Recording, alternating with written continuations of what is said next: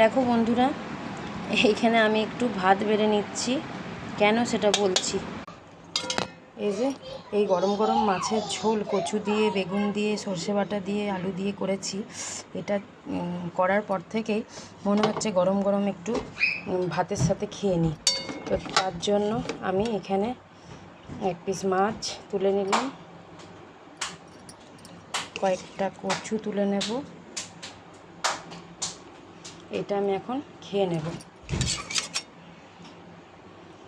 তারপরে দুপুরে দেখা যাবে।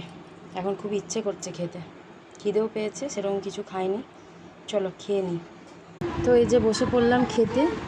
তো অনেক দিন ধরে ইচ্ছে করছিল এই গাঁঠি কচু দিয়ে মাছের ঝোল খেতে, তো আজকে ফাইনালি করে নিলাম। চলো দেখি খেয়ে কেমন হয়েছে।